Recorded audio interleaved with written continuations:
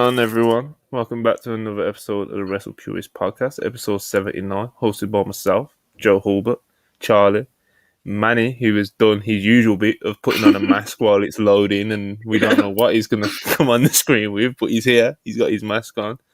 He's on mute. I don't know if he knows that. But yeah, we're here. Another episode of the WrestlePurists Podcast. We're going to be talking AEW Dynamite. We're going to be reviewing that show. Really, really good show.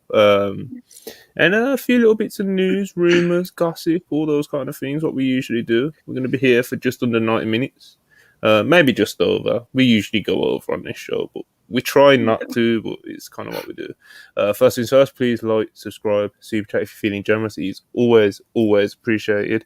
And yeah, man, I'm going to do the round, see how everyone's doing. Manny, do you want to give us some mask lore? And how are you doing today, man?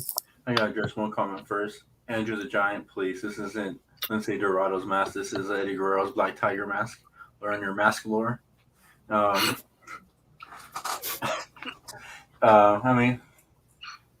forgot I was on a podcast today. I was driving around looking to do a bit for the Road White show. Then I got tagged into something while I was in a Taco Bell drive-thru, and I said, "Oh shit, man! What the hell?" I was about to eat my Taco Bell at the park next to my house, and so then I rushed home, and here I am. Yeah, you know what's coming next. Yo, how you doing?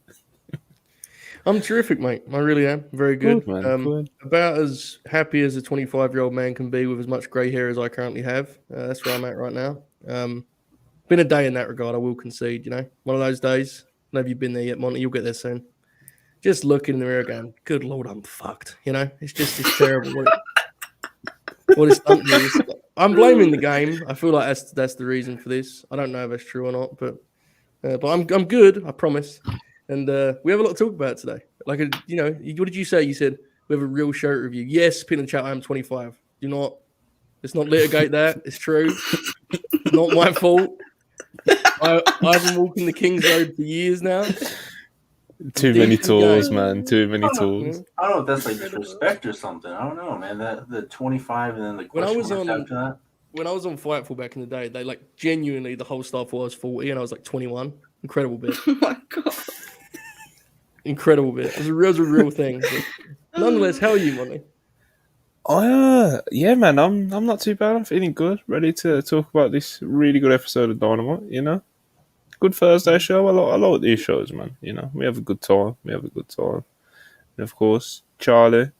Been a lot of moving parts in the world of Brit Rest. Of course, you cover this better than anyone else in the world. Gotta keep up. But, yeah, how are you doing today, though? Doing good. It's been a busy one. I was out of the house most of the day. Had to go to some meetings at university, but ready to talk some wrestling. The thing that I actually care about these days, to be honest. No, that's what we're going to do, That's what we're here for. Yeah, I don't know what... Should we start with the Dynamite review, or should we start with, the news tidbits and the whatnots, Let's choose on this one? Yeah, somewhere, whoever answers first. I think it would make sense that we do Dynamite and then we adjust based on how much time we have left, Yeah. All right, then. Let's review this episode of Dynamite. Yes. Can somebody please remind me what city they were in, or state they were in? Detroit, Michigan. Good crowd. The little Really good crowd. arena. Incredible. Good house it looked like too. Was it a good house? It looked like a pretty good house. I'm not sure. 7,000, I think. Good That's the last house. number I saw. Really good house. Looked good, Really good house. Really good house. Really loud house, which is ultimately what actually matters for us watching at home. There's a lot of auto employees there. What was that? A lot of auto employees. I know what you're referring to, and we got a wide audience, and there's no point getting into these bits right now. But like I said, really great show, and it was a really great card, and we was all expecting as much, and it definitely delivered. Opening up with Rey Fenix versus Claudio Castagnoli in I believe it's called a double Jeopardy match, where the winner gets a shot at the other's title, and this was a brilliant opener. Because of course it was Rey Fenix who always shines in his singles matches, and Claudio is, one of the workers of his generation. So absolutely delivered. Yeah, man, I'll let you guys kind of get into it a bit more. Manny, I'll start with you because you are you're always waving a flag for Claudio. Like, everyone loves Claudio, but Manny lives, breathes, and he bleeds for Claudio, you know? So what is your takes on this opener? Fuck, man, it was graphs. I mean, this is what Dynamite. Yep. This is what Dynamite needed, man. Like, Mm-hmm. like, you compare all the other openings for the last month and a half, they didn't touch this, man. Like, this is pro wrestling at its finest. It blows me away how Phoenix and Claudio have chemistry with everybody they wrestle, and like I had to look up to make sure that these guys didn't wrestle before. Mm-hmm. And I don't think they did. This is like the first time they actually touched, and I'm shocked about some of the stuff they did. Like, Ray Phoenix busted out the Hurricane Rana off the guardrails where he walked the guardrails. Yeah. Never seen anybody do that before on AEW. That was cool. Claudio caught him.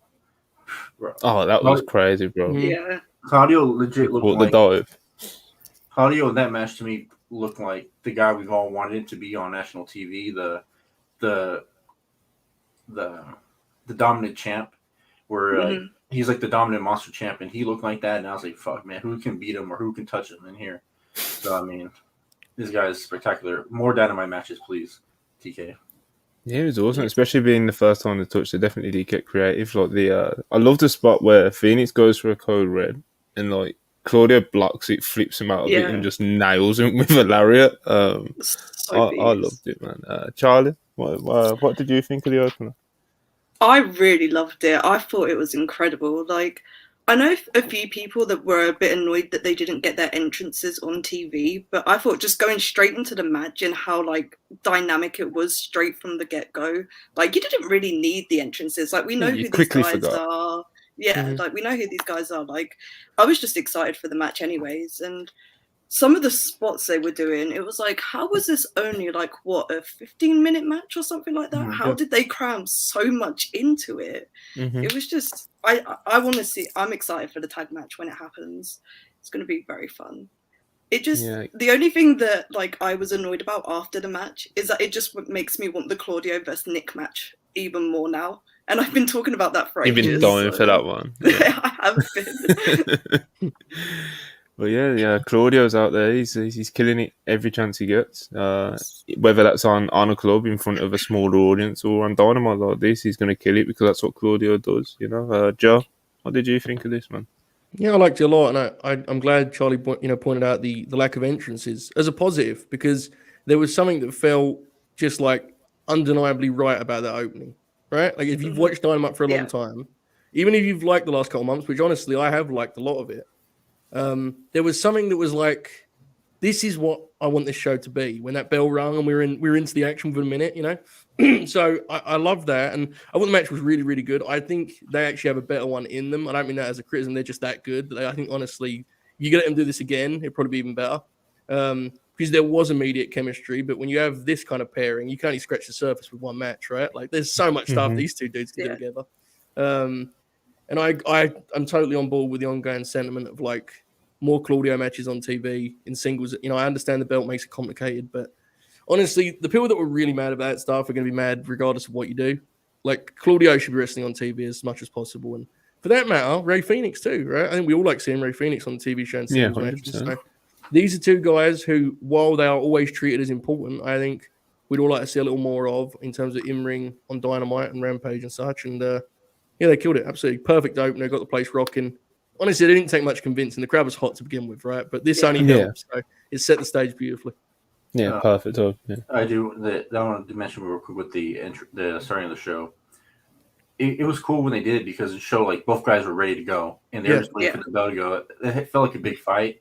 And then I also want to say Ray Phoenix super kicked the shit out of Claudio midway through the match. Yes, he did. So when Ray Phoenix did the spinning kick that he does, Claudio wanted no part of that kick. He said, "Fuck that!" Straight out, it was great. Oh man, it was really good shit. For the show, yeah, it did. 100%. It's kind of it's what we got used to once upon a time with Dynamite. You know, like you open up with this like incredible match, and then it sets the tone, and the crowd's heated up for it. It's just really good stuff. Really great opening. This was followed by what was first of a series of interesting happenings with Miro showing up at AEW Dynamite. First time we've seen him in a long while. Renee, she catches up to him and asks him, what's he doing here? But he doesn't say a word, and he goes into TK's office, and that's the last. I believe that's the last we see of him in that episode. And Yes. yeah, and he wasn't the first person to go into TK's office, but obviously we'll get to that. Miro's back. I've wanted this for a long time. I love Miro, Yeah, I'm just happy to see him back, man. I'm sure everyone is. Who do we want to see him wrestling? What do we want to see him doing? Where do we want to see him on the card? All those kind of things you talk about when Well, it's hard. He's been out for so long, it feels like he's a brand new wrestler, right? It feels like he's a new signing. Literally, yeah. Because even when he came back last time, he was such a brief run. He hasn't been full-time on the roster wrestling since like 2021 almost, because his last run was so short. I'm trying to think of a sort of creative name, but nonetheless, I thought this was interesting. This appears to be part of the kind of reveal of Collision, it seems like, right, with Tony's promo later, which we'll get to, and the other one, Rosa, as we kind of will get here. But I thought, look, is it the most eventful way to bring a guy back? No, but honestly, their playbook is so pronounced at this point in terms of how they do these things that it popped me to like break that format and do something weird. Yeah. Like it was very un-AEW to have a guy come back like this, and I appreciate that on some level. The main thing is he's back. Monty, we're on the same page on this one. I'm really excited to see him back. I'm a big fan. In terms of all around talents in 2021, I thought he was very, very high on that list. I think he's pretty special. Yeah, I think he's special. So hopefully he can get rolling again. Yes. I think it can pretty easily happen. He's very, very talented. Yeah, Miro getting rolling again. It's good for everyone involved. Yeah. 100%. Manny, was you happy to see Miro back on the scene? Yeah, that's cool. I'm not a big Miro guy, but I really hope this time around he actually has more competitive matches, because I'd rather see him do that than the squashes that he was mostly doing. And when Renee asked why he was here, he should have said, "I work here." I would have popped. That would have been good. It would have been better if he was like, "Why are you here?" Like the idea that Miro's like he's been gone that long. Yeah. But yeah, man, TK's office was it was a busy place last night. Next up, Charlie, of course, I nearly missed you out there. Miro.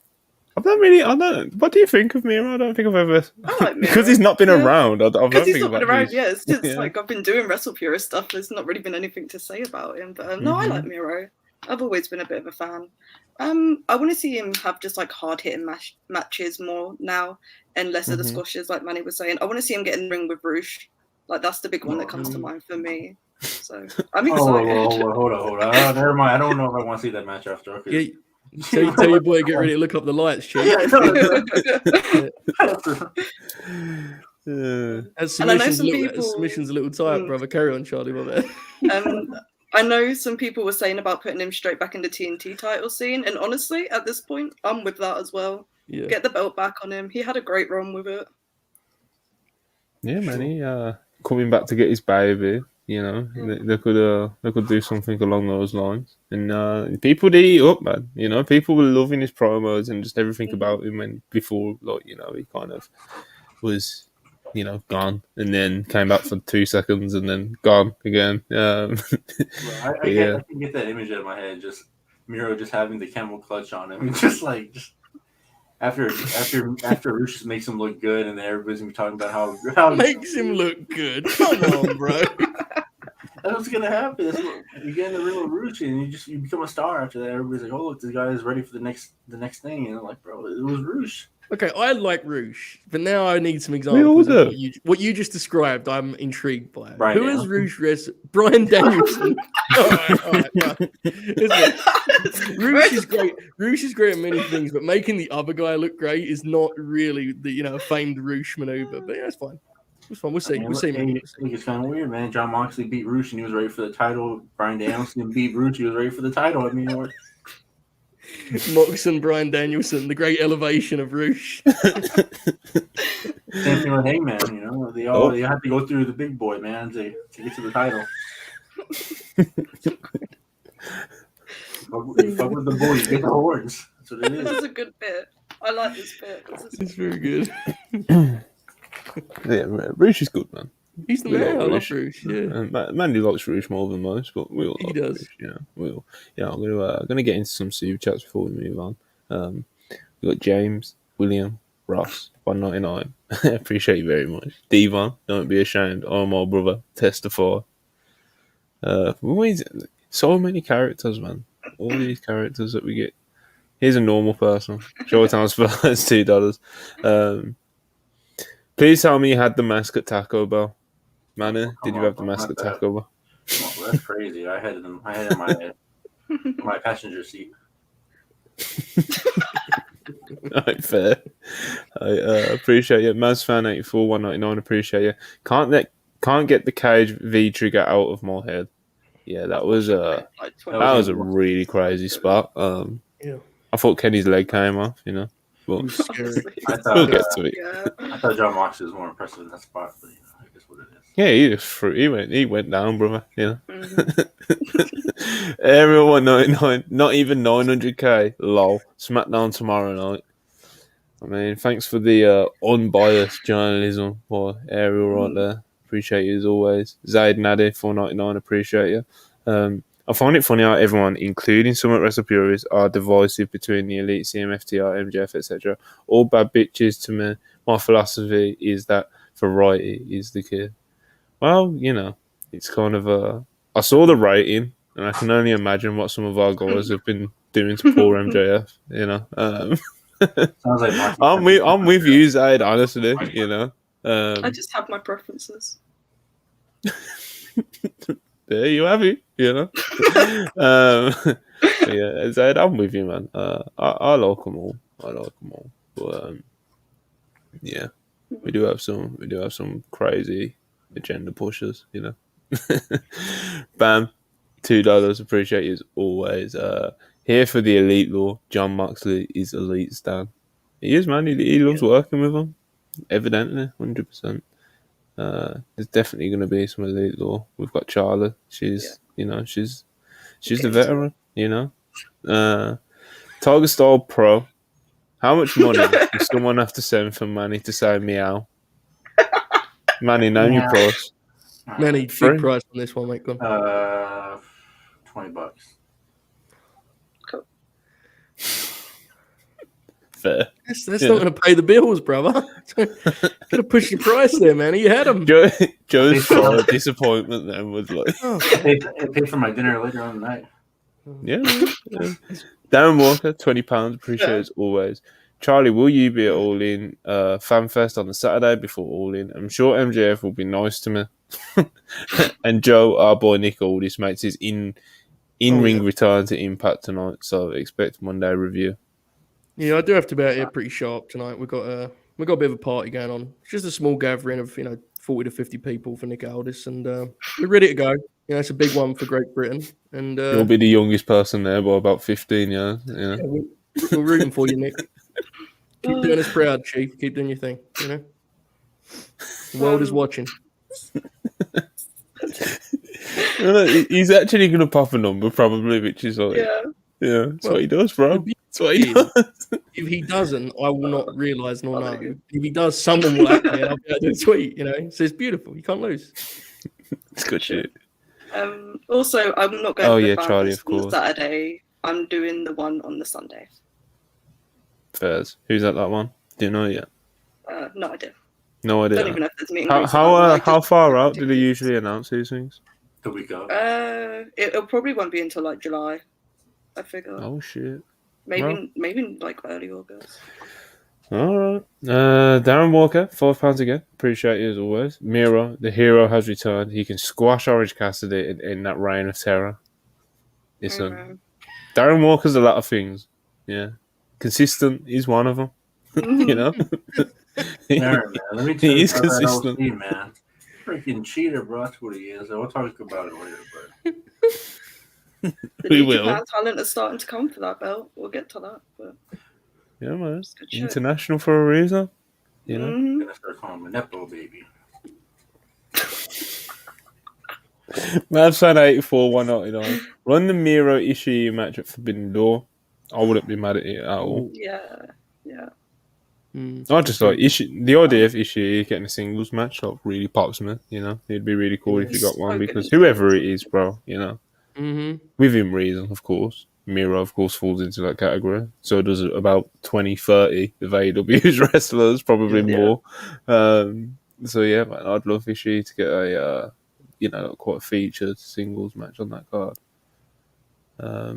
Definitely not CM Punk's burner, $5.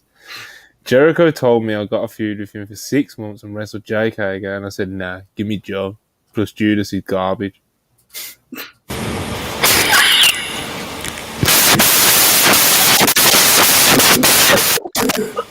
What just...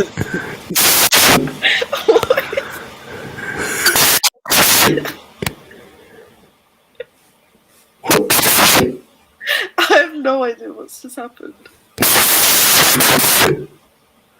Is it Manny or is it... One sec.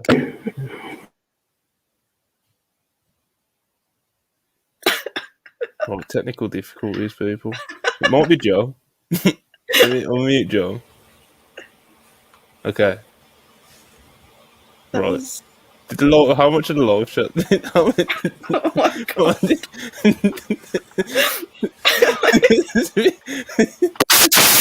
What is happening again? I think it's Joe. I think it is Joe. Oh right. shit.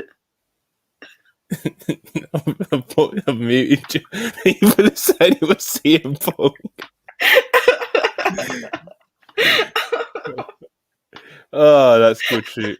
The timing of that could not have been. This is why we have a good live chat because like most other podcasts would just fall apart if that happens. Yeah. You know, whereas like you know. Oh, what the hell is that? Man, he took his headphones off and was just staring at him. Yeah, Joe. I think it might be. I think your mic's like I don't know what's happened to it. I'll try and unmute you. Oh, he's leaving. He's gonna come back. It was Joe. I think. Joe. I believe it was Joe. I thought my headphones. I thought I got cooked. Bro, When it first I didn't know. I thought someone was playing CM Punk's music. I was like, "What's going on?" No, at first, because Manny threw me off because he took his headphones off. So I just thought it was Manny. Had him on mute. Thought it was sweet, and then no. No. Right, the big man is back. Hopefully, we're good. Joe, speak to us. Hello. Good evening. WrestlePurists Universe. I think we're back. I think we're safe. Joe, you know what's funny, Joe? Is that my headphones do the exact same thing because like this one is like for my connects to my PlayStation. This side connects to my my phone, and when you put them together, they make that ringing sound. And for some reason, I thought it was my headphones. I still don't know what happened because I didn't hear it. So you couldn't hear it? No. Oh my god! You know the static. You know the static sound, like at the start of CM Punk's music. Like that was like really loud, just bursting through the fucking speaker. Because I could hear it, I was like, I thought fucking Hooper had done something with his headphones. I was like, what's going on? Is it done? Is it gone now? Yeah, I think we're good now. Damn, man, That could not be time, bro. I mean, I thought a bomb went off or something, bro. Like, That's the thing. There was not even any sound around me. It wasn't even like. When you hear it back, you'll get it. I'm sure it'll be. much Someone funnier. please post it on Twitter. That was so fucking funny. But as CM Punk was on screen. Well, definitely not CM Punk. Jericho. I can't see this being your typical Jericho feud where it goes like really long, to be honest. But we'll see, I guess. I don't know, man. There might be. I've not really. I don't know if I've seen one person like genuinely. Like I'm not even like trying to be like a dick. Makes a difference, but I've genuinely not seen one person be like, "That's the feud that I really want to see," and I'm really excited for. Like I've not seen it, bro. I've not seen it once. You mentioned Samoa Joe, who is, not the star that Chris Jericho is. Of course he's not. But everyone loves Samoa Joe. You mentioned CM Punk and Samoa Joe, and you see loads of people getting excited for it. So, Yeah. kind of get what you get, don't you? We'll see how it plays out. Joe, what you giggling at, brother? No, just the Hooper was. He was looking over his shoulder, and it concerned me what was happening, and I realized it's. Don't worry. Do you guys get what Jericho was doing? Because I finally picked up on it where he's making fun of the bra frog. You've just okay. Finally picked up on it. My turn. Money. It's good shit, man. Finally, after 30 years, good shit, man. Shout out, man, the Hooper. He's good at this. All right, back to Dynamite, man. Let's get back to Dynamite. We've done the super chats. We've done the technical difficulties. We've done the Hooperisms. You think so? Yes, we believe so. Hopefully. Okay, so we had tremendous. On this episode, we had a series of promos from the Four Pillars. Yes. First one was MJF. You mentioned CM Punk in this, which got a lot of people talking.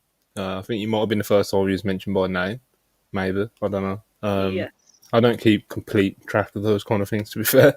But maybe. CM Punk was shown, like in the clips, when MJF was, when he name dropped him. And he kind of put over himself in the match coming up and how his reign of terror is only just getting started, etc., etc. And it was a very, it was a nice little promo.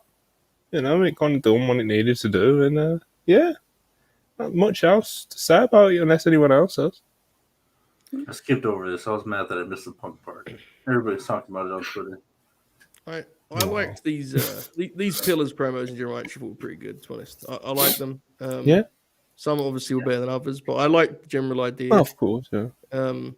Everyone's got their stance at this point on this feud, right? But I actually think the last couple of weeks there's been some good stuff. So it is what it is. Yeah. It's my thing with it as well is even though it's been okay, so a few weeks ago, I can't remember what week it was when they just completely shut the bed with it. Now they haven't done that since, and what they've done has been a certain level of good, but it hasn't nothing's been oh my god, that was amazing. Exactly. So then when you're going against Moxley and Kenny and cages, with big angles and turns and returns and it's very easy to feel second in priority, whether that's in terms of booking or in fan perception, So, it's not like Knox said, they haven't shut the bed again. I've only done that once, really, in this feud, I think. So, yeah, man. Keeping it moving now. We got an Omega and Mox video package. I like when they do this and just build up to the main event. Nothing really to break down from it. It was just a video package, really. But then we got the FTR promo. This. I know Joe's going to hear me on this one. This was this is why wrestling was meant to be, It's ridiculousness. Right, so I'm trying to think how because the ending was just stuck with me. Mm-hmm. Right, so FTR come out to cut a promo. Indeed. And they say they want to talk to Mark. Yes, they want to talk to Mark. And then Mark's not the one that comes out. It's Team Jarrett, Jarrett and the boys, they come out. And they're going back and forth about wanting a challenge and how FTR doesn't trust them. And they only wanted, they use Mark Briscoe to get the titles, blah, blah, blah. They're going back and forth. And then Mark Briscoe comes out, gets a big pop, which popped me because it's always good to see Mark Briscoe. Everyone always seems happy to see Mark Briscoe. He's coming out. He's cutting this great promo in just the way that Mark Briscoe does. He's not really saying anything crazy, but it's not just the way he is, Yeah. I love Mark, man. And it basically boils down to he wants them to, sort the differences properly, and he's going to be a special guest referee for their match. And then the toast to it, and drinks get thrown in faces. Poor Dax gets blinded, and just as you do when you've had one too many drinks and you get a drink in your face, you pole drive one of your good mates, and fucking it happens, man. Yeah, apparently. Joe, I know. You've been out at the pubs and those kind of things. And this has happened once or twice in your time, you know. So you yeah. relate to this, you know. Yeah, I mean, I'm just glad it was a pole driver and didn't do the full fucking shatter machine. You know, that would have been even more difficult. This was good stuff. This was, you know, the kind of whole shit I like in my wrestling. Jeff Jarrett yelling, "Look at what you did to our referee," was incredible. He was great. Who's the carney now? Yeah, whatever it is. This stuff's like, I actually, you know, last week you had the deal at the farm, right? Like, I think they're having a good time with this. The match itself is going to be filled with like just absolute horseshit and shenanigans with Mark as the referee. You know, it's going to be ridiculous, and I mean that as a compliment. Like most of the Jarrett stuff is, old school pro wrestling. Man. It's good stuff. It's fun. I enjoy it. You know, FTR are going to go with like the Jarrett verse. You know, like the like it's just yeah, like you said, Joe, it's going to be ridiculous. Charlie, you're not, you know, I don't know how you all feel about this. But it was, you know. Considering I'm not really a fan of anyone involved except Mark Briscoe, I've actually enjoyed the build to this like quite a bit. I think it's been quite funny. It's just been entertaining. Like you can't deny like how stupidly entertaining all this like TNA verse stuff has been. Like with this feud. I just think the fact that they keep going back to the fact that Jeff Jarrett's in the tag title scene is just really funny to me, and I don't know how we keep ending up here, but the build's been funny. It's been good. It's popped me. It's been a good time. It is a good time. Manny, you're not the big segment guy, you know. You just want him to shut up and wrestle. But did this pop you at all? That was like the worst segment of the show, but I thought it was still pretty cool. I mean, to throw out there we go. to throw out a statistic, or it might be a statistic. I don't know. I forgot the number, but it's either 25% or 75% of the tag titles this year have involved Jeff Jarrett and Jay Lethal, which is pretty crazy. Wait, hold on, you can't just say it's either 25 or 75. I know who tweeted it. So that's such a wide margin. I don't think either of those numbers are right either. It's not. It's like in the middle of those, I'm pretty sure. 57%. I knew there was a 5 somewhere in there, man. I knew it. But... Well, you got there. It was alright. Nearly. 75. It was okay. But yeah, this is their 4th tag title match, which is honestly kind of incredible. There's not like a great plethora of options in this division, unfortunately. It kind of is what it is right now. I mean, again, that doesn't change the fact that it's insane that this is their 4th one, but like that division is pay-per-view as well. That division has changed a lot, right? Like since a couple of years ago, when it felt like there was 20 good teams, maybe 20, maybe not much, but you know what I'm saying. There was a lot of teams, and now it is not that way, to say the least. So it'd be interesting if they try and rebuild that at some point this year. Yeah, man. Jeff Jarrett is the staple and backbone of the AEW tag team division, and he's having fun with it, man. He creates magic. I mean, he I forgot where he said it, but he makes the people feel. I mean, it's true. You hear the people react every time he goes out there. He's great. And then Andrew the Giant. What match were you talking about, bro? I don't even know what match you're talking about. Manny just talking to people in the chat.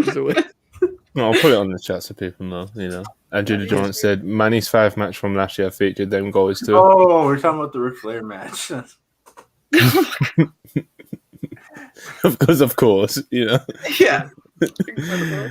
Oh man, I've got like images from that match that I'll like never forget. Yeah. And I don't know if that makes it like good, but it doesn't.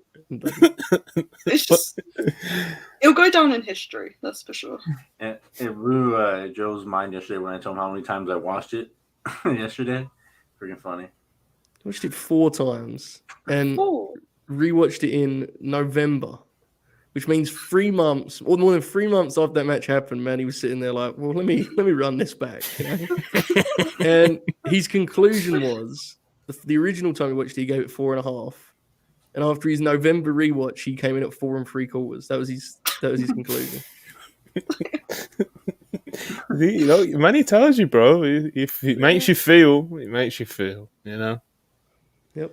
Manny was out there biting on the heart attack spot. I fell for it again. I said, "Fuck." What is the most overrated Manny the Hooper match ever? Is it that one?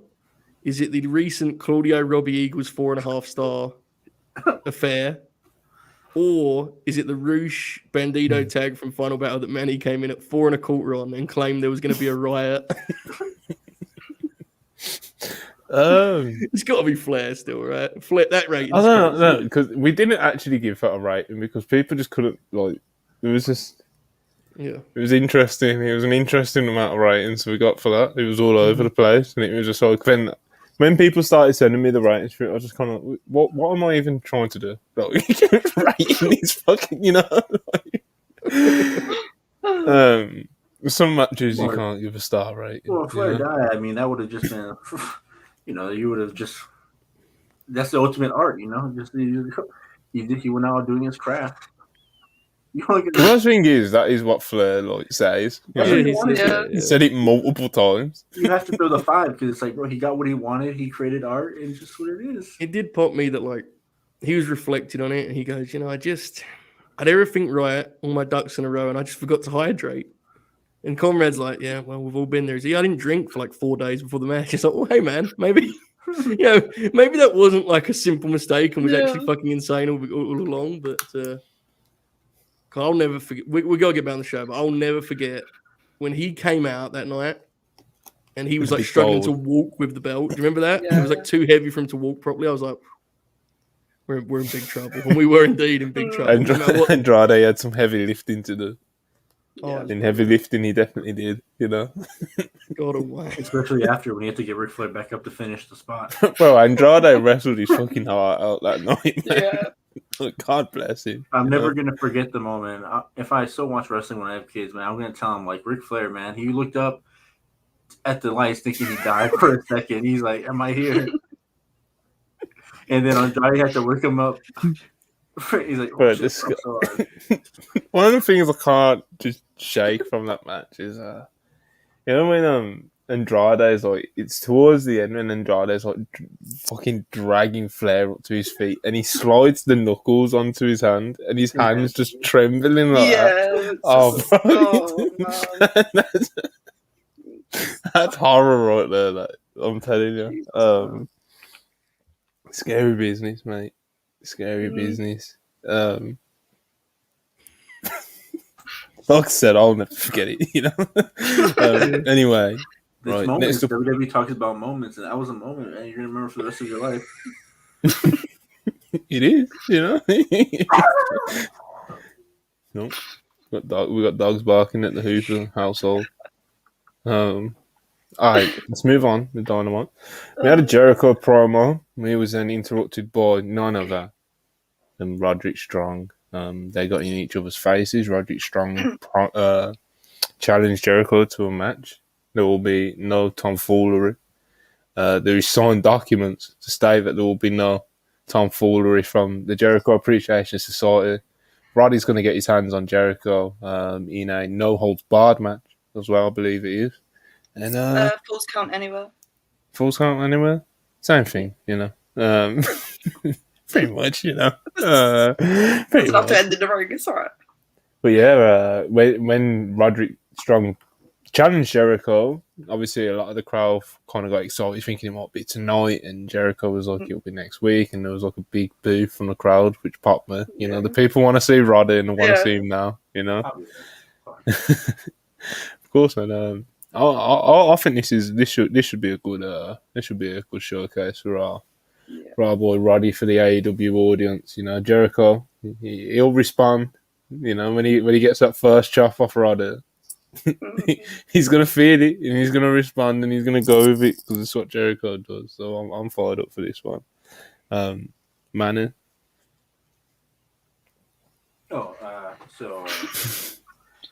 when Roddy slaps him, Joe's we're gonna turn back the time to that match he had with Ishii. And I hope they throw stuff at each other. I hope Roddy walks by me so I can tell him to do the backbreaker to my knee on Jericho. And then we're going to have fun, man, in Austin next week, man. It's going to be a blast. You still going? Yeah, I mean, it is what it is. I'm going to go watch Roderick Strong. There you go. You know, man. Take note, Tony Khan. You know, Roddy sells tickets. I'll work Joe, my way to the back. I'll talk to Tony. Joe, you excited to see Roddy hit Jericho really hard? I'm excited. I'm intrigued what Tony has planned for Adam Cole at the pay-per-view. You know, I think we always assumed he'd be wrestling Jericho, but clearly that's no longer going to be a thing that can happen. Jericho won't be he won't be wrestling anytime soon after this one, folks. You know, this is not the kind of thing not the kind of dance you do and then you get back in there in a couple of weeks. You know, you're going to leave this thing black and blue, chest bloodied, back broken. Blisters. Oh yeah, you know. It's gonna be great. It's all well and good, you know. You can play fucking All Japan at 53 against maybe Ishii will let you play a little bit, you know. Like, Tanahashi might even play around me a little bit. John Moxley might play. We don't play when it comes to Roderick Strong. You know that, Monty. You know that, Charlie. We don't play. We don't mess around. We're gonna get in there and bombs away, brother. Bombs away. Chops in center ring. Chris Jericho, I challenge you. Simple. I don't want to see any of this business, you know. I don't want to see any of this blocking with the arms. Feed the chest, brother. Let's see what happens. I want to see what it looks like. I want to see what it looks like, Monty. I don't want any of this. You know, shoulders. Jericho's gonna do. He's gonna do I his don't art. Chris, I have a great deal of respect for you, and against anyone else, absolutely, I encourage it. But I want to see what happens here. What happens when the right hand of Roderick Strong meets the chest of 53-year-old Chris Jericho? You know, just for science, I got to say. Some special things, man. Charlie, you excited to see this old man Jericho test his abilities against this animal? Absolutely. I want to see Roddy Strong at his full capacity outside of like a WWE ring, just going fucking nuts. It's going to be great. The stipulation was interesting to me because it being Falls Count Anywhere, they're going to leave the building. Like, there's going to be like shenanigans outside the building, I think, and that's how you're going to get people involved. One of the things, like, outside of like the match itself, is this where Kyle O'Reilly comes back? Do we think? Oh no, his next fight. Well, yeah, no, I know. It's going to recover at some point, you know. He's going to return eventually. Well, I mean, if I get Kyle O'Reilly next week, then I'll take it. I don't know if that was the question, but Manny hearing that question I'm not saying he is. Yeah, Charlie asked that, and Manny was like, he heard that as, Manny, would you be happy if you got Kyle O'Reilly next week? Main character syndrome. No, it's gonna be awesome, guys. I'm not sure about Kyle, but I agree on them leaving the building. That'll be the finish in some way or another. But it'll be a hell of a time. Yeah, man. Yeah. I'm just happy to see Roddy get like a big match like this, you know. Everyone, as you can tell, everyone here is like quite fired up to just see him unleashed, you know. That's how you got to talk about Roddy. Like he's this fucking caged animal, you know. All jokes aside, Jericho's an animal. Like, he may block a chop or two, but he's absolutely not going to shirk it. He's actively requested this match because he's a lunatic. You know, I'm not a huge fan at this point anymore, but he's nuts. You know, he saw Roddy wrestle that way and said, like, get me in there. You know, he's I do my bits and such, but I think he's going to really let Roddy go wild in this one. It's going to be a hell of a time. This might be the beginning of All Japan Jericho 2. He needs something to feel again. He hasn't felt anything like that since Ishii or Eddie Kingston. You know, both guys don't even wrestle for the promotion anymore, so he needs someone to make him feel alive. We need Jericho's like, you know, when he's when one of his pecs looks like it's collapsed, like, you know. Yeah. He has that weird thing going on sometimes. Jericho's chest, you know, he's painted some pictures for that thing. Oh yeah. He's bladed. He's fucking. The blade of the chest was just so funny. The blade of the chest, man. What a great night of wrestling that was. Well, welcome. Truth.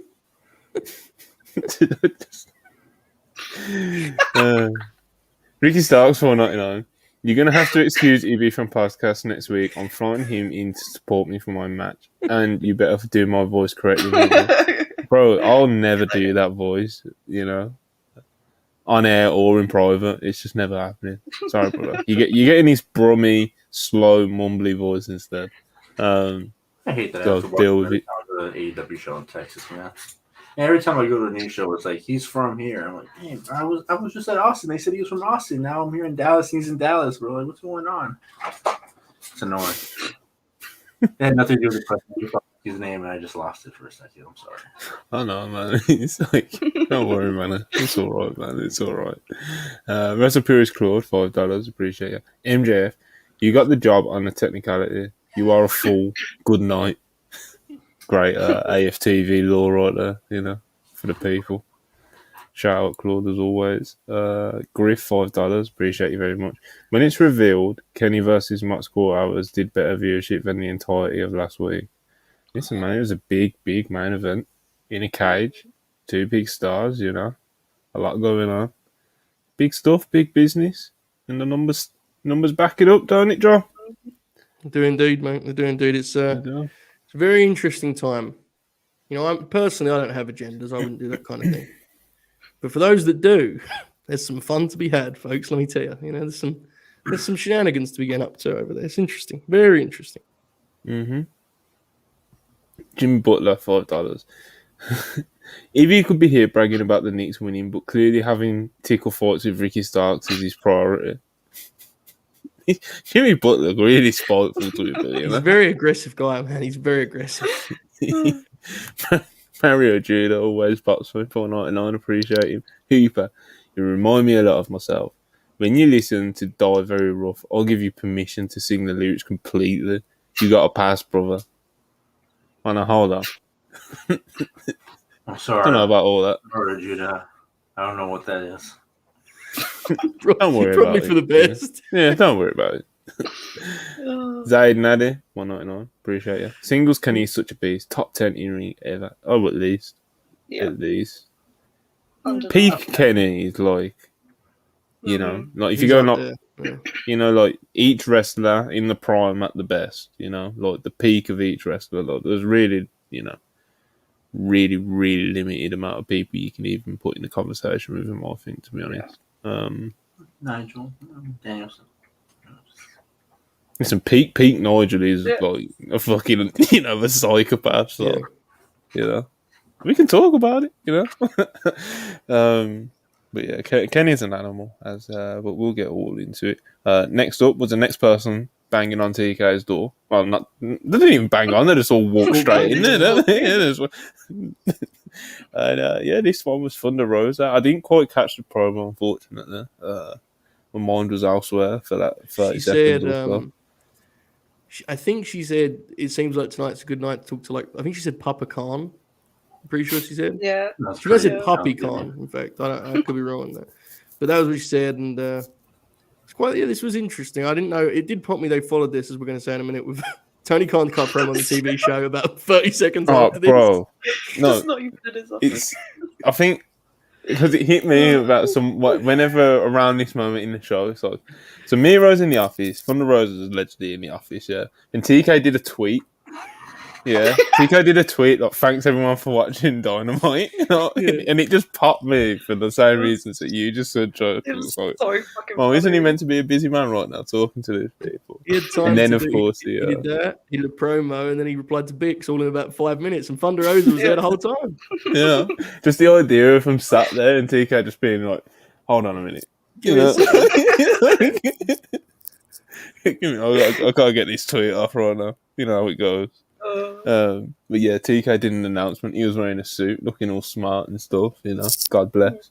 And he said that he's got a big announcement coming next week. That's can't quite remember how he described it, but big news coming. I think a lot of people have got a pretty good guess of what it's going to be. You know, the big deal. You know, the big deal. You know, if you've seen the thumbnail, TK, you know, he's got the money. He's got the money now. He had the money anyway, to be honest. It's not like AEW was ever one of those companies that it was like, wow, fucking Tony's in debt up to his eyeball. Like, it was never, you know. He's a professional. He's a billionaire. It's not his first big, I guess you could call it sports, you know, company or whatever you want to call it, franchise, whatever the fuck, you know. But yeah, man, they got the big deal. Looks like they got the big deal. They're here to stay. A lot of us, obviously, us three were on here last night, and us three besides Manny was swapped out for AO, and we kind of talked a bit about it. But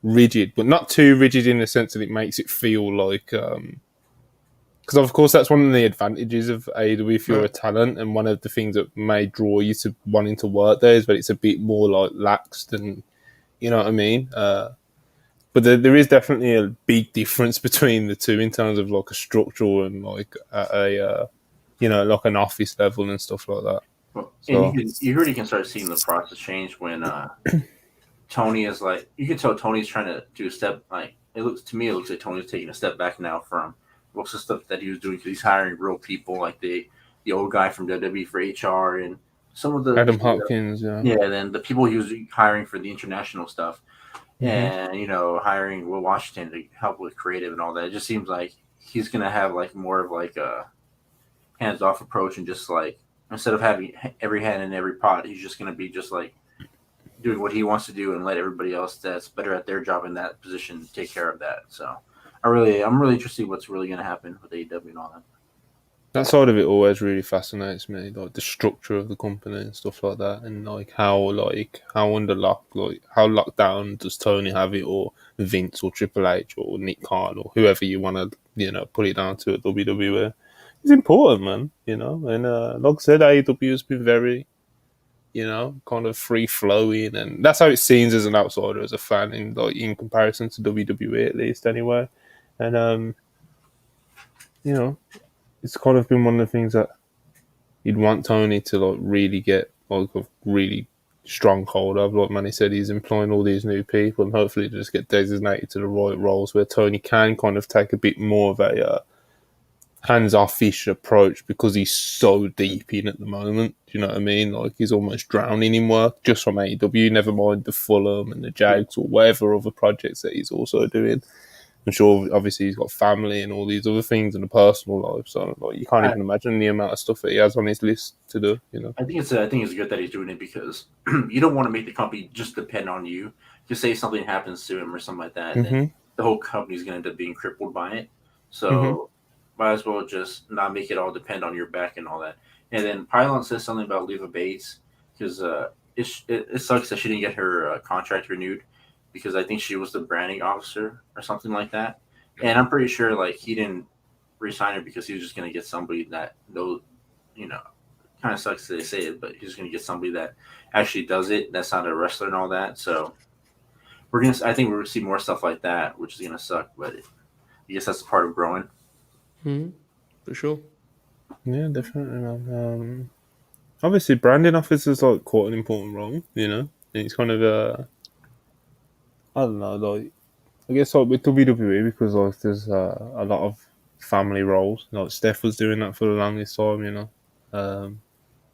but it isn't the kind of role you can just kind of like throw on someone. And like I said, I don't want to kind of like dig out leave about it. I don't know what her like background and stuff would be in that sort of role, so I can't really speak on it. But like Manny said, it does seem like Tony's going to try and get more people in that quote unquote know what they're doing, have a bit more experience, etc., etc. Like the Adam Hopkins appointment is one that really stands out to me, at least, anyway. So yeah, we'll see how see what effect this big deal has on the offices, because it could be big ones. So we will see.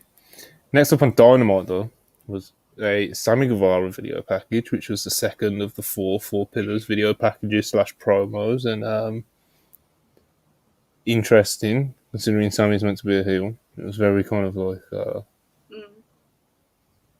shades of the All Access, like.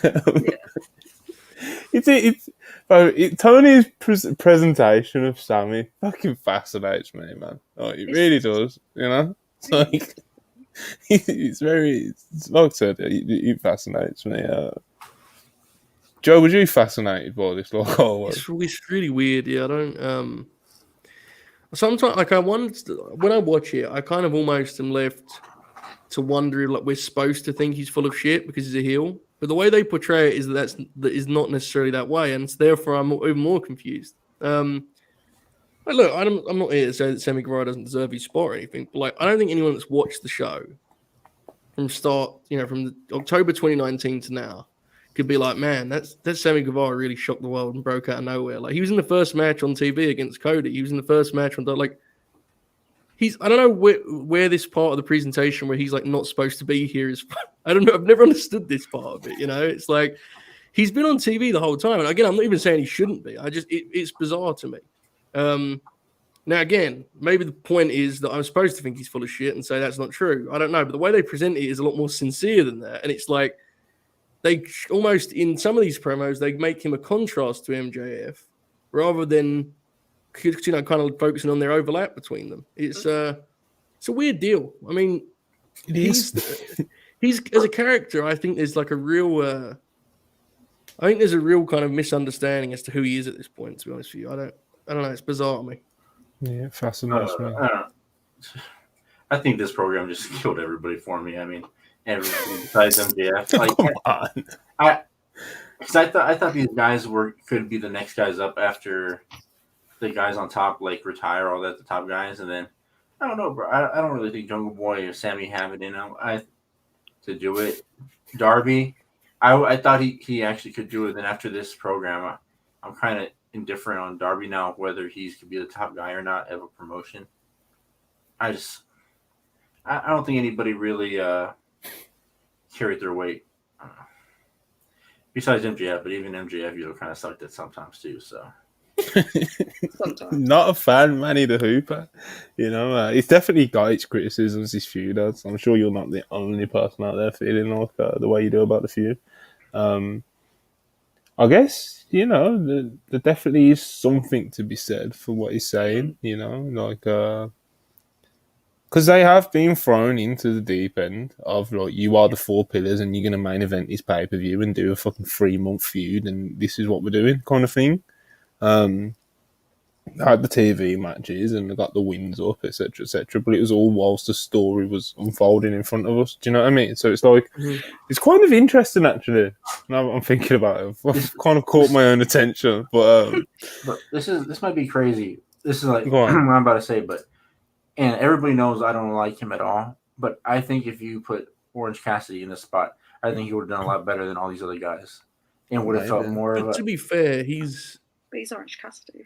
Yeah, Orange is a lot more like, you know, he understands who he is as a wrestler. He's a lot older than those guys, you know? Yeah. Especially, I mean, not so much, especially Jack. He's like 10 years older than Jack, right? Yeah. And another example I was thinking was Dan Garcia. I think you put Dan Garcia in this role. I think he would have rose to the occasion than all the other guys. Maybe.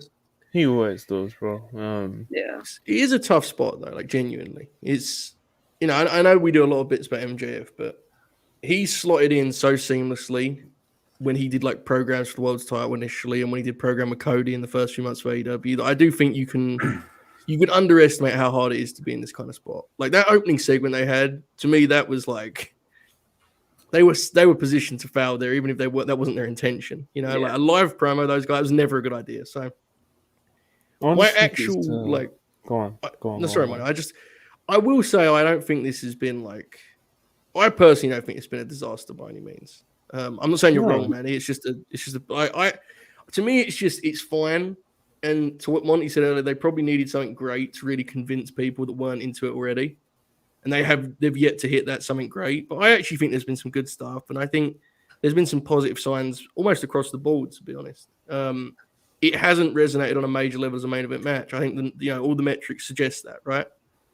But I do think there will be maybe down the line we'll look back on this as a worthwhile experiment, because you do at some point have to take these risks. If you believe in these guys and you want them to be your top guys eventually, whether we agree with that or not in terms of all 4 of them, sometimes you do have to gamble on that. I appreciate the effort. Yeah, I appreciate it. Some level. Yeah, look, I would completely agree with you on that, but at the same time, I don't know if this is the pay-per-view to do it, because it doesn't seem like they don't really have anything else to offer, like anything that's going to happen otherwise besides the Anarchy in the arena match that they do.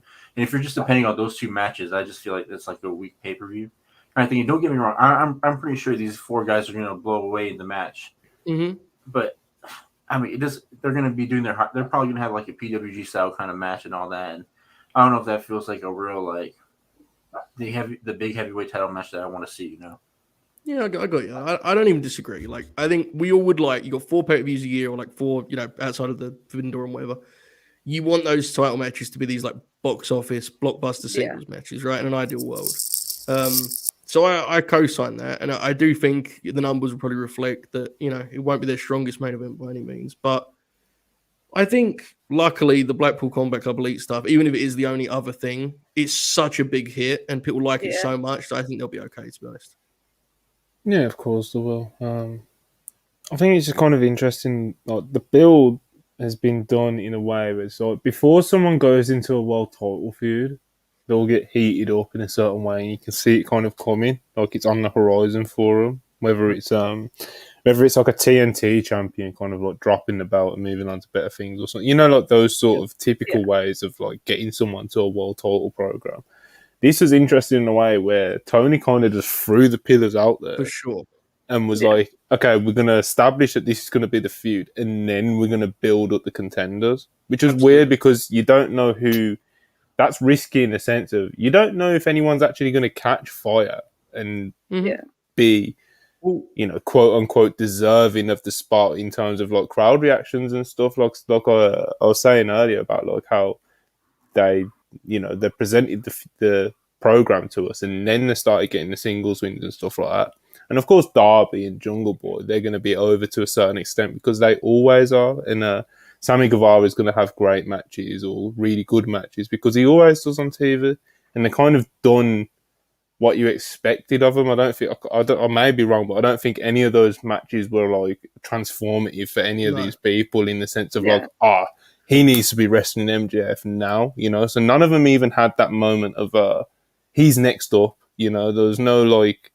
He was just kind of like Tony being like, wow, this is the pillars and it will look good on AEW, so this is what I'm doing. Yeah. And to your point, I could be wrong on this, but Revolution, Jack had the match with Christian, right? Yes.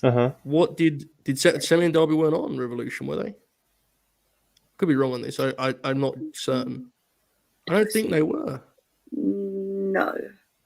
And that speaks to Monty's point. Yeah. Right? Like they could have done a much better job of kind of signaling this rather than just saying, throwing out a signal and saying, we are going to do it. It could have been saying what you were kind of in your own mind saying, these guys are all building momentum right now. They didn't do that. I agree. And maybe if they'd have done that and it had been more something kind of organic, it felt more organic anyway, perhaps it'd be doing a little bit better in terms of the numbers it's been pulling in. But I don't know. It's interesting. Yeah. Charlie, you got anything you want to add about the fascinating Sammy Guevara promo that we started on? I think they're trying to test the waters of having Sammy be like a face on TV because obviously like he has not been a fan favorite in the slightest, but he is such a good wrestler. And I don't know, it's an interesting dynamic that they're working with considering how heelish the rest of JAS still is.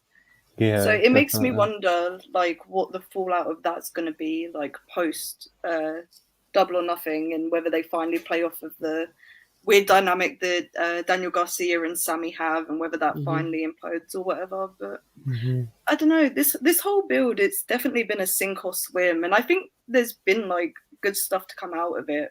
But it was way too soon to do something like this with the world title.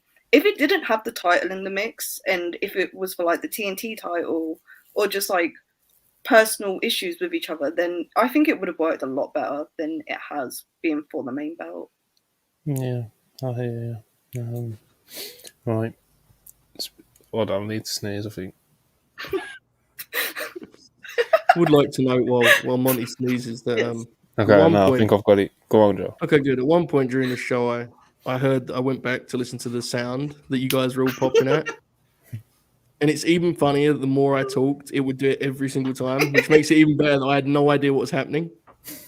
And it just so happens that at one point, I asked, what's happening? And Charlie at that exact point goes, I don't know what's happening right now. And I thought, so she can hear me. It's not me. I'm making sense. I was not making sense. I want to apologize for everyone's ears. It was quite, quite the deal. Sometimes even the most grizzled of veteran can blow a spot up. It happens. Happened, right? Yeah. All right. So next up. Wait. The thing with Sammy, real quick, I just thought of it right now. Like, since he's going like more like babyface thing, and Jericho's kind of doing his own thing, and then they're doing that. Tanner Garcia is kind of like doesn't know if he wants to be a sports entertainer kind of person. You think they might just blow up JS pretty soon? I think that would be a good one. Kind of feels like it, yeah. It felt like it for a minute, but also, It is. all right. Speaking of JS, we had Orange Cassidy versus Daniel Garcia for the international title. I love this match, man. I think Daniel Garcia, he's so good, bro. Like even in the down parts of the match, when they're in ad break and he's doing like a heat segment, he still finds ways to make it entertaining. He's very beyond his years. It's always something I find myself coming to when talking about Daniel Garcia and talking about his matches. Just beyond his years, he's very kind of he's in the moment when he's out there. Very reactive to the crowd and just kind of he's just fluid and he's just doing his thing out there, man. He's just working the people and he really looks like he's having fun out there as well, which is always cool to see as a fan. Garcia's awesome, man, and Orange Cassidy, of course, like we say, fucking every single week at this point, he delivered again because he's great, you know, and he's continuing this international AEW title reign and keeps having these really good matches with good wrestlers, and it's not a bad formula, to be honest. Charlie, what did you think of this one? I thought it was really good. It was just another showing of why Daniel Garcia needs to be involved in more top programs, in my opinion. Because he just, like, I know Orange Cassidy is so fucking good in his own right, and we've all sung our praise, like, sung his praises. Well, most of us have sung his praises over the last couple of weeks and that, but Danny really held his own in that, and I just think he works the crowd so well, and like he maintains his heat while still being so impressive. Like even though the fans want to cheer him, they're still booing him because he just works so well as a heel, and it's just I'm really excited for whatever he does next because it's going to be big things, I think. Yeah, he's great, man. Manny, did this get you fired up again during the show? Where did you sit on this one? Yeah, this show was a roller coaster, and this was another peak, man. I was going up. Garcia is so awesome for his age. I was shocked about he's out there wrestling like a grizzled vet, you know. He knows the art, and the different submissions he was getting in. I think it was cheap that a roll up, whatever, man. It's whatever you got to do to make Orange Cassidy seem strong, Another name, another victim to his booking. It is what it is. It's not making Orange Cassidy look strong, though. They're telling a story with it that he's getting increasingly desperate to hold on to the belt. Charlie, I don't like the story, Charlie. Well, I'm just... You can not like it, that's fine. No, I'm just saying. The match is good. That was incredible. What the story, Joe, you're a big DG believer. What did you think of this one?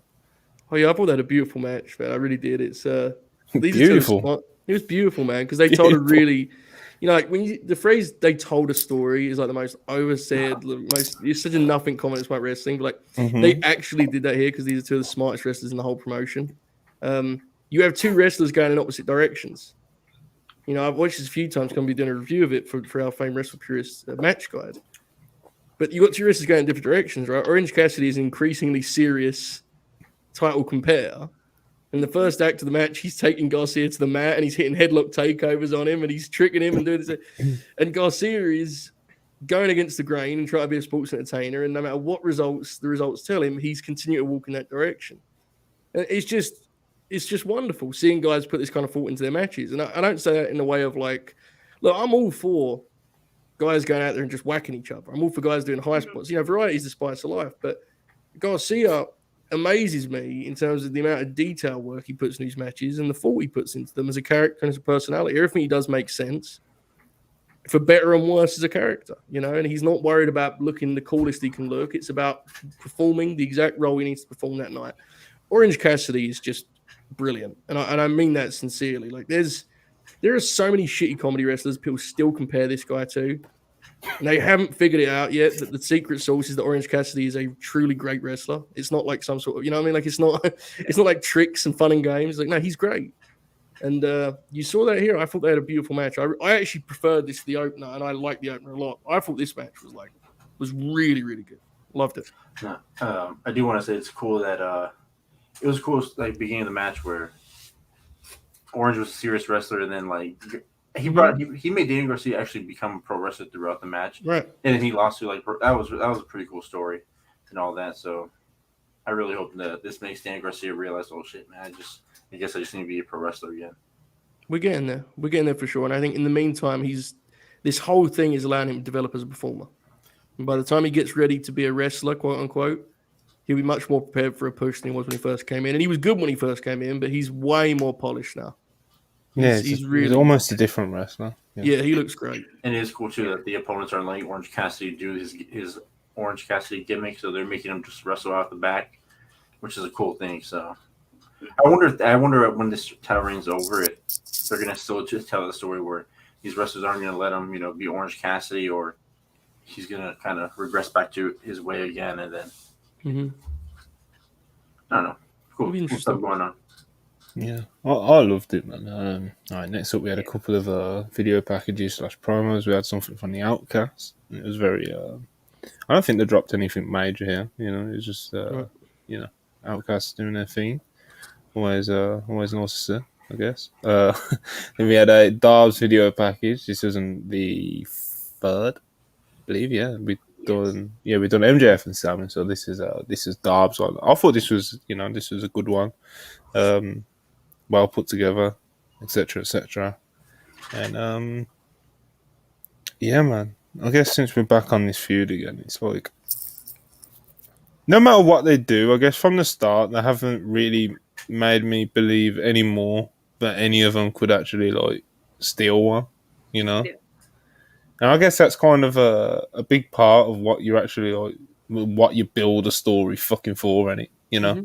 Because if you're at the same place that you was at the start when you were on the night of the match, then what have you actually spent the past 3 months doing? Yeah.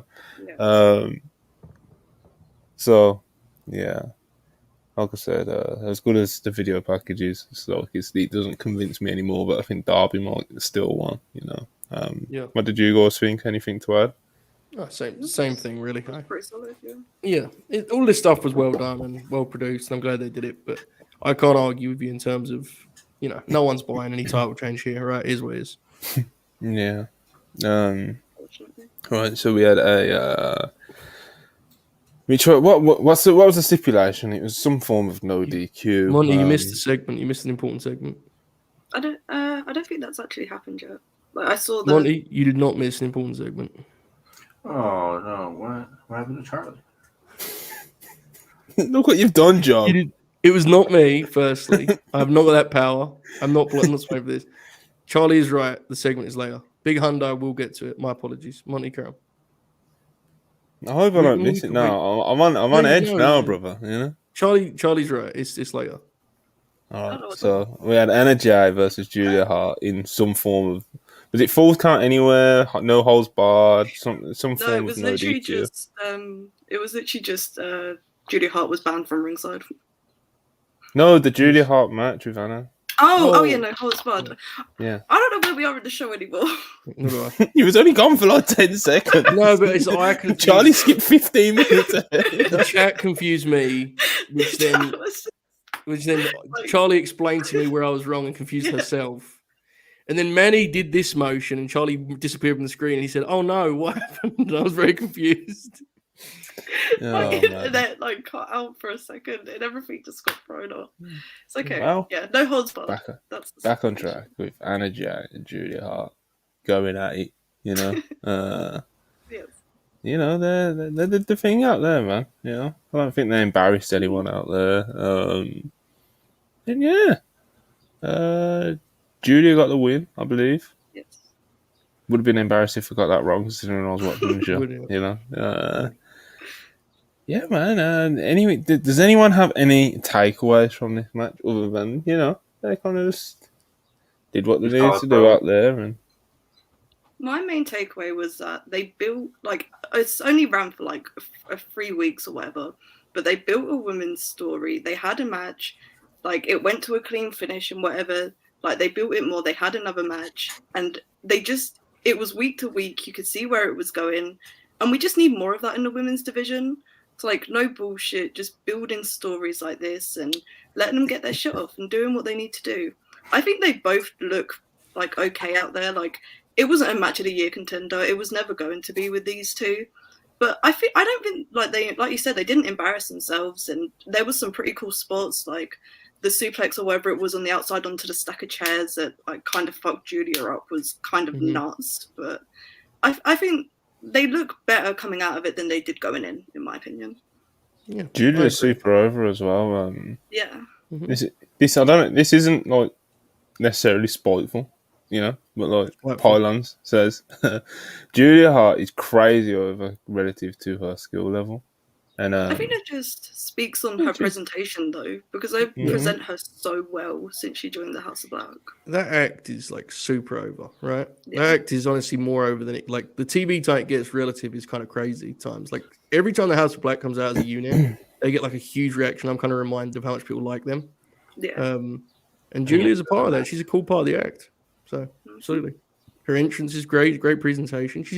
Her work is good for where she's at in her career, right? Like she's held in any matches. Anna Jay's biggest challenge is just the physicality sometimes, right? Her stuff doesn't look physical enough. But I thought this was actually one of her better showings in that regard. You could tell she was trying on that front.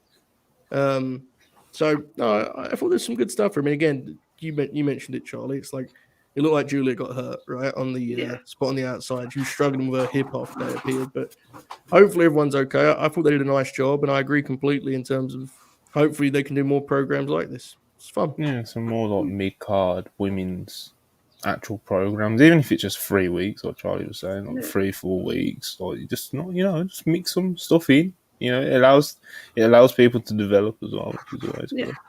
So next up we had like a best friends promo before like going out there to challenge the House of Black under their house rules. And then we got the consequent match, of course. House rules, lights were out, people. The crowd lights were out, and there was just a spotlight on the ring.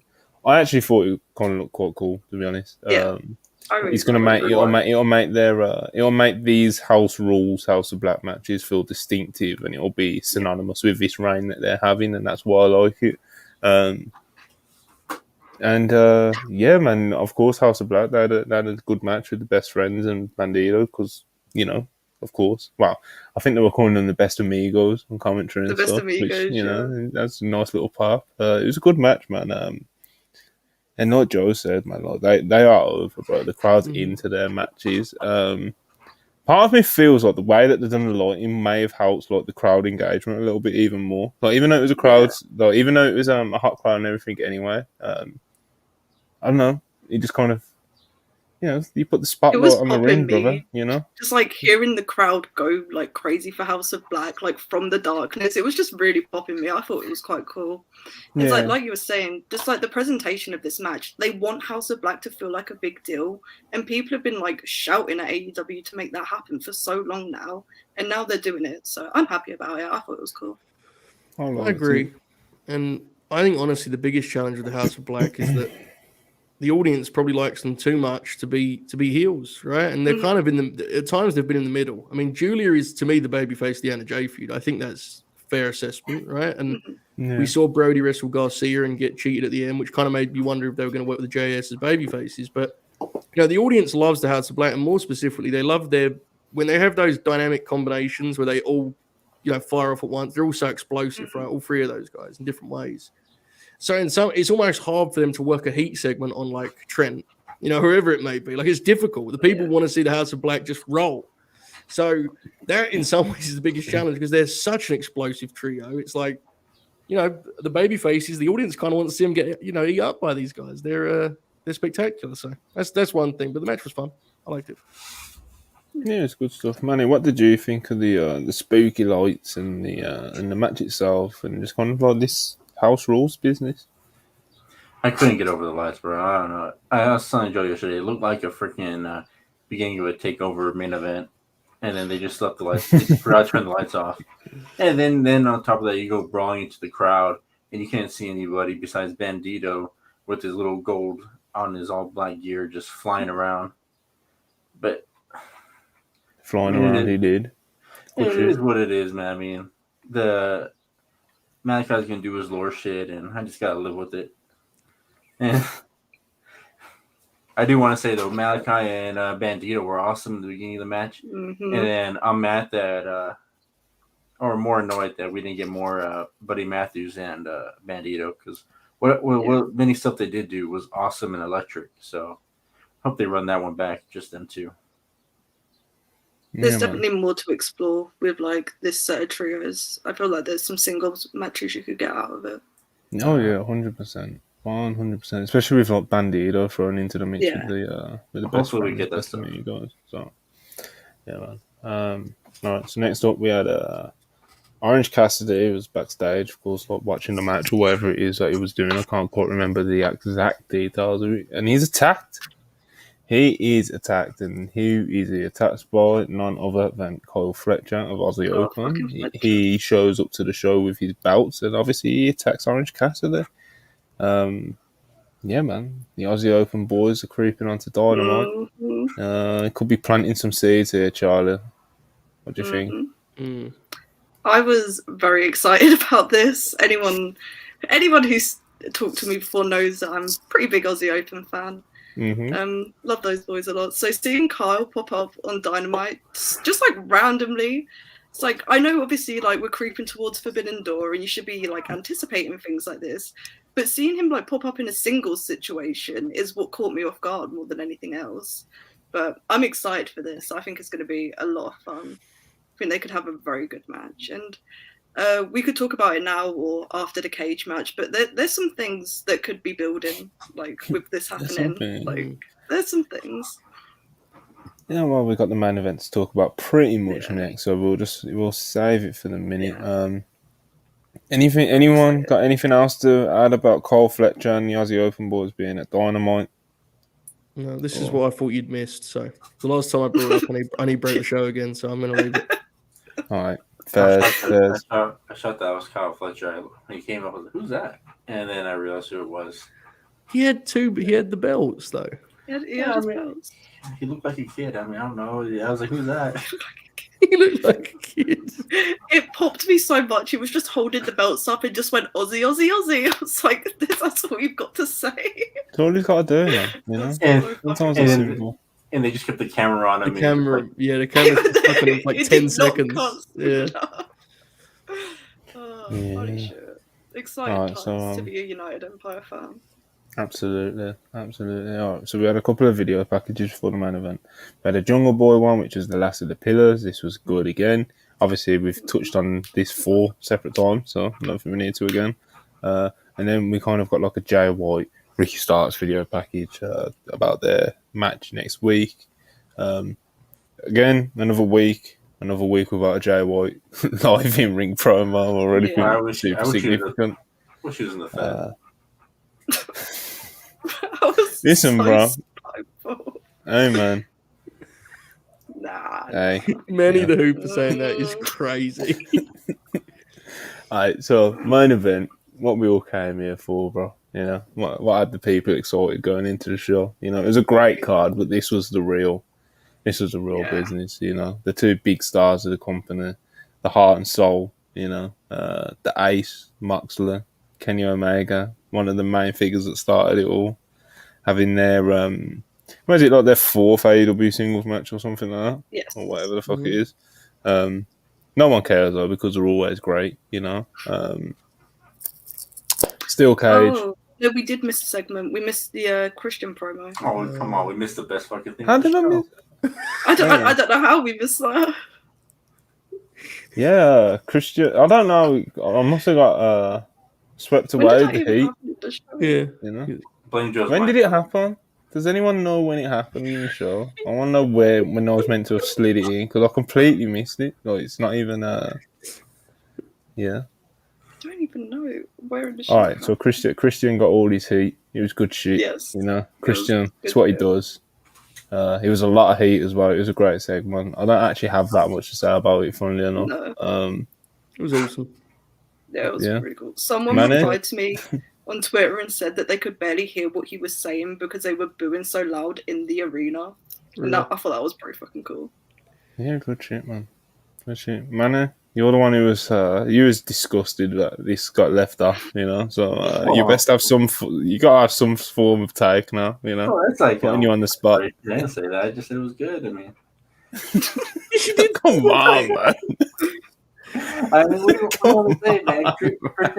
Christian's great at his craft. I mean, you got Dino Man walking around looking like freaking the Road Warriors, and then just getting in a turtleneck. Have you seen the Road Warriors before? Yeah, I've seen pictures of them. Come on, I'm no historian, but I'm no chump, man. Come on, man. I've seen Someone clip. I'm no historian, but I'm no chump, man. Come on. I mean, come on, it's awesome. Him barely trying to keep his smile together when they're chanting for Edge. I mean, it's art. This is an artist. This is an artist creating his craft. It's great stuff. You know, the best he'll do. Absolutely. We're all big fans of Christian Cage, you know. All right, might as well throw this super chat up since we got thrown a bit off track. Showtime Spurs $5. Triple H should see this and realise it's not hard to do a non-title women's feud. Here's women. Never mind the non-title stuff, brother. You know, fuck you know. Let's get the whole. Let's even just get the big things on track first, mate. So weird, man. It's bizarre. So bro, that was the one thing we all agreed on in NXT, right? It's insane to me. It's strange. Bizarre stuff. How many more people can Christian go after their dads in this promotion? No, I'm sure quite a few. He'll find someone. Reggie says Christian is that great of a heel. He had the crowd lying about it. No. Darren Walker, £5, appreciate it. We need a Punk versus Christian feud this year. Good luck. Punk has that issues. Good luck. Listen, man. I'd pay for it, you know. Someone's gonna have to pay Christian a lot for it, I think. Madfan84 199, he says Jay gonna beat Starks and RC and Manny will pop. Oh yeah. We'll see. If he does beat him, yeah. But it's off Texas, brother. Ricky. Tony Khan doesn't have hometown people losing their hometown, so I'm ready to cry. You can make an exception. It's okay. Guess we'll have to wait and see. You know, I'm gonna be a mess. We'll have to wait and see. Come on, man. All right, main event. As I was just doing my little monologue, you know, this is what everyone came to see: the big stars, Moxley and Omega, two former world champions, two of the biggest stars in the company, easily. A lot of people's favourites. Great feud going on right now between the Elite and the Blackpool Combat Club. A lot of moving pieces, which came to fruition. Well, some of it did at the end of the main event. But this was a really great match with loads of like cool spots and stuff that you'll remember from it. They got a bit crazy in there. That's putting it very lightly. They basically had a glorified death match on national television in a cage, you know, and I mean that in a nice way. It was there was a great brawl to start it off. There was a V trigger through the cage. Moxley spent what felt like 15 minutes unscrewing the turnbuckle. It was really great shit, and at the end, fucking Don Callis, man. Don Callis. This piece of shit turned on his own family. The fuck? Dickhead. It's good shit. I'm excited. I'm excited to see what happens. Let's start with the match, though. Yeah. This was awesome. Joe, man, I think you've done a post show, not directly after the show, so I know that you've kind of at least touched on it. So Charlie, big Elite fan. I know. Yes. Go ahead, get your shit off. Go for it.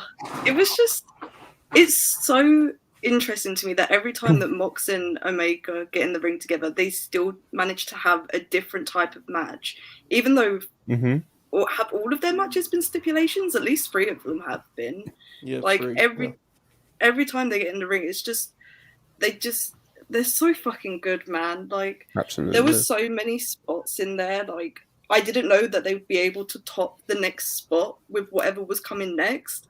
like that V trigger out of the cage, like that's the big one that's everyone's been talking about. That was nuts. I really thought Kenny had like separated his knee or something, because like his leg getting caught in between the cage and the fucking ring, that was just insane. Spooky spot, mate.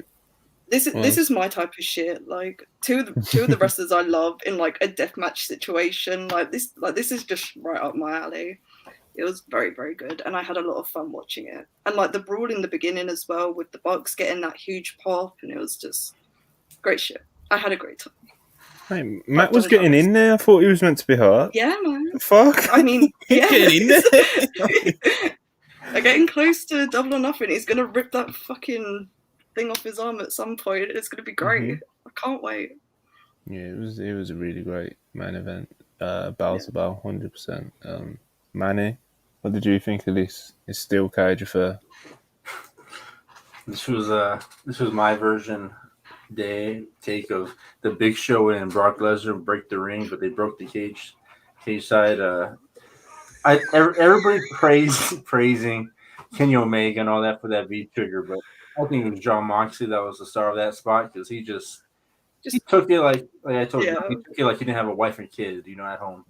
He took head first and then just bounced back up, beat the shit out of the camera dude for no reason, and then just got back in there with an animal.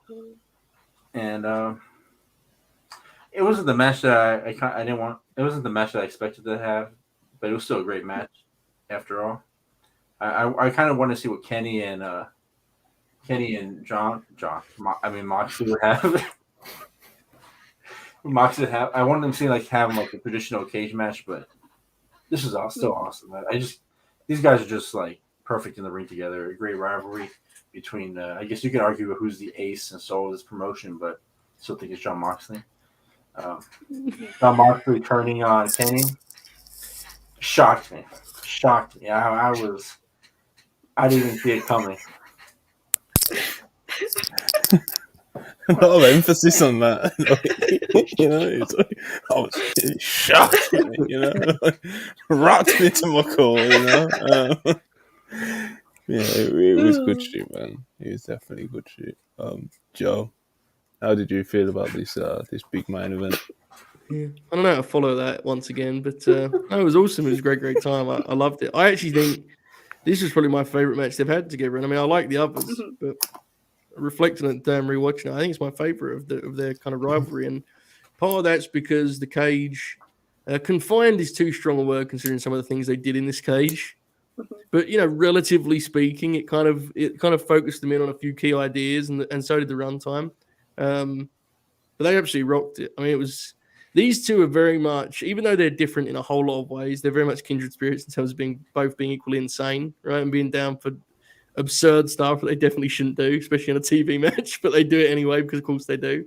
The barbed wire visuals were insane. We don't get those a lot anymore because most of the guys, quite reasonably, do not use the same barbed wire that Jon Moxley absolutely, demands he use and legitimately tear his skin up from left to right, and that was the case here. And Kenny quickly followed suit. So it was awesome, super violent. Had a real nice feel to it in terms of just feeling like an organic fight, even with all the weaponry and such. And yeah, they killed it. I mean, Kenny, we was without Kenny for so long. I think every time he gets in there, it feels special, right? Especially in singles matches. You put him in there with a star of Moxley's caliber, it really felt box office and big time. So I loved it. Absolutely loved it. It was great. Really good chin, of course. Don Callis, that rat bastard. Don Callis. He turns on Kenny Omega. The people love Kenny Omega, and now they've got to hate Don Callis. It's a shame. Turning on family. It's quite disgusting, if you ask me. Kenny had the match won. He hit the one wing angel. It was over. Yeah. You don't get up from that. And as the ref is about to hit 3. Don Callis comes in with that bastard screwdriver. And the fucking... I just don't know how we could do such a thing, Charlie, Oh, don't. Don Callis has turned. Can't believe it. Well, I can believe it because, kind of... I mean... Yeah. But, even still... Nobody cares about this but me, but... If somebody knows what kind of screwdriver he uses, let me know. It's been bothering me for the last couple of the last 2 weeks. I don't know if it's a flathead or a Phillips. I mean, just let me know what it is. Why do you ask? Do you have any sort of intentions? No, it's just bothering me. Right. Because I have a screwdriver too. Look.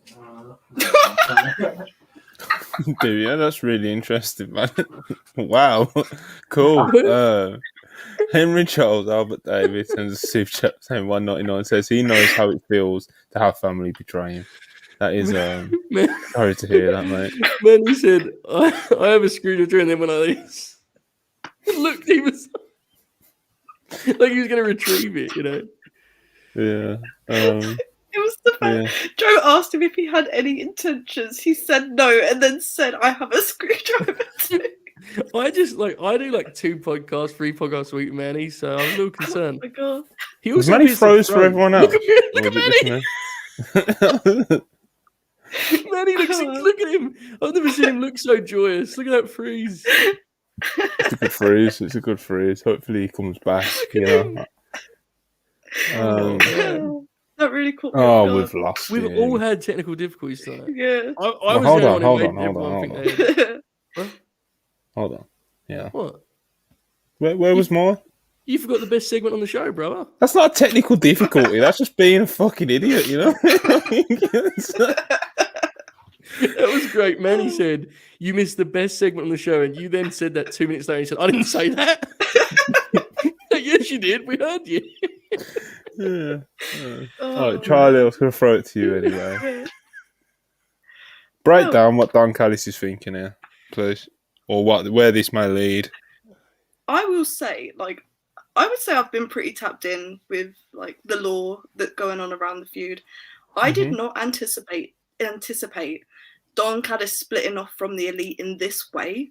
I thought he was going to get kicked out of the group for trying to drive the wedge between the Bucks and Kenny, but clearly he's seeing that that's not working or something and took matters into his own hands and was a dick to Kenny and drove the screwdriver into his face, and which is a callback to how Kenny beat Mox for the title, actually, because Don Callis whacked him with the microphone in that match. So nice little callback to that. But I'm interested to see what happens with this. I don't think Don Callis is going to be linking up with the Blackpool Combat Club. I don't think they need a spokesperson like him in that group. I feel like it will throw off the dynamics too much. I will say it was very interesting that a member of United Empire popped up on a Dynamite, and then Don Callis turned on Kenny Omega. And if you remember, I don't remember when it was, but Don Callis had that backstage segment with Will Ospreay, and they had the handshake, and they had that little segment, and they do their back and forth and stuff. Yep, it's got from Winnipeg Rub or whatever in his bio now. We can hear you. What's good, man? That's good.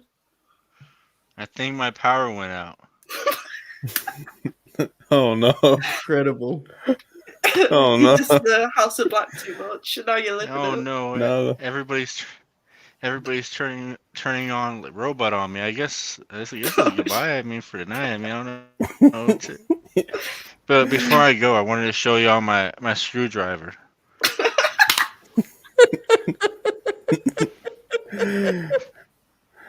Oh. Someone said who is hello, which is not incredible.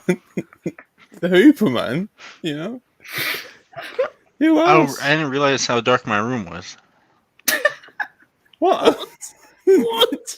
Anyway, we're finishing up anyway. So the only one other thing I wanted to just touch on really quick is that Meltzer earlier on Observer Radio said that that Will Ospreay has been booked for All In. Yes. No, that he said as of a couple of days ago, he has been booked. Don't know who the opponent is yet, even though I know a lot of people would hope and it's suspected it's probably going to be Kenny Omega. But there's no confirm on who the opponent would be, but he's going to be at the show. I don't think it surprises anyone. It's also, it's great to know. Manny, how do you feel about Will Ospreay?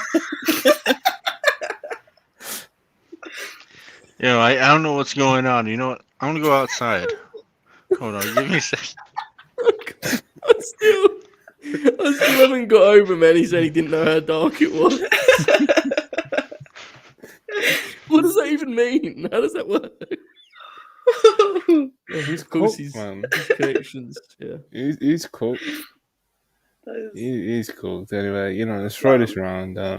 We're happy to see Will Ospreay and All In. Yes. Of course we are. We're Brits. There's only Brits left on this screen now. So, we're all big Ospreay fans. We've all seen him. We've all seen what he can do. Oh man, I am actually I'm leaning quite heavily towards the Kenny match now. Yeah. But last year at Forbidden Door, like when they announced the Orange Cassidy match, I was kind of like, well, yeah. And then they had like one of the best matches on the show, arguably the best match on the show. So, but throw anyone in there with Ospreay. Exactly. Throw Manny in there with Ospreay. Throw Manny. Manny and his screwdriver. I don't know if he wants to be taken. Manny's a pretty heavy hitter. I don't know if he wants that. We'll see. Oh my god, I love it. Yo. That is an insane visual. He's still got the headset on. It's bright out here. It is, It is, man. I'm gonna be like Kevin Steen. There we go. Manny, you got anything you want to add about Don Callis or anything like that? Did you show him my picture? No, we didn't do that. We were waiting for your cue, Yeah, there you go. Here we go, folks. Here you go. You ready for it? What do you want? Go over there. Wait. There it is, man. Work of the Hooper. The Don Father. What inspired? Yeah, I don't know. Oh, because I was telling for Joe yesterday about the Michael Corleone and Fredro Corleone. Yep. Remember that scene in Cuba, I think, where he kissed him and then the kiss of death and he murked him. He did. Oh, yeah, it's hot in my car. I'll just go walk around. Manny did bring this up. Manny was struggling to just finish this, finish this spot right now. He wants to finish. Incredible. He wants to finish this match. Most people would just give up and just be like, you guys finish the podcast. Not the Hooper. It's not in his style, Does anyone have anything they want to add to the Don Callis stuff right now? Whilst Joe tries to get it together. There was an exclusive that AEW put out where Manny, that wind's crazy. I'm gonna have to mute it.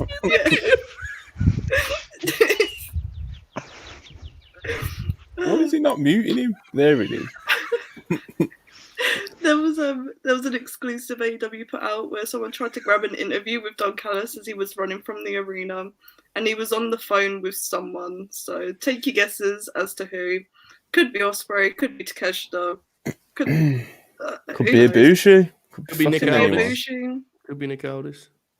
Could. Oh yeah, he's gonna turn up on Impact tonight. That's the real crux. Alright. But yeah, I don't know.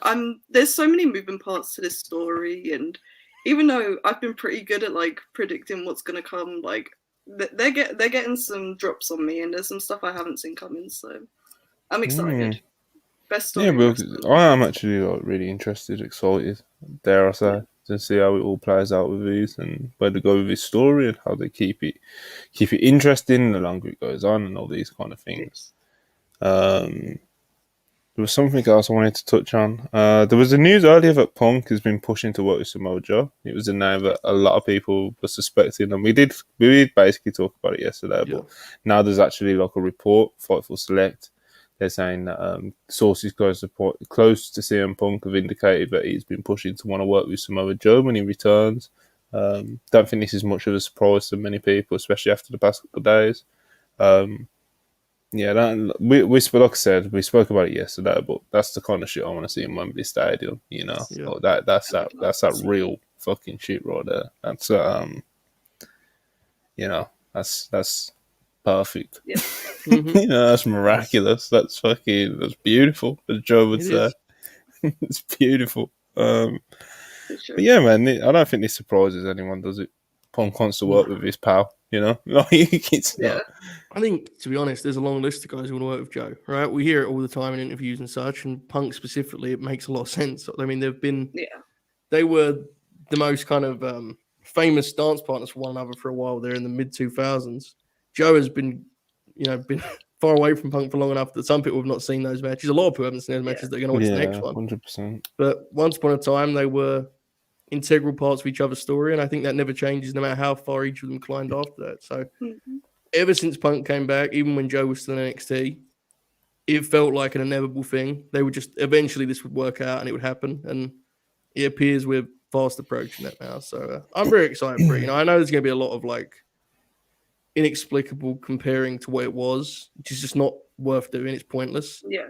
I have no doubt they're gonna produce something really, really enjoyable. Even at this point in their careers, they're both way too smart to miss. They'll make this worth our while. I think I'm excited. 100%. You know what, Manny? Since you got your shit together, I was just gonna end the podcast and do like the do the outro and stuff. But Manny, Samoa Joe, CM Punk, the reports are in. It looks like Punk is pushing through it. We're getting the dream. Your thoughts?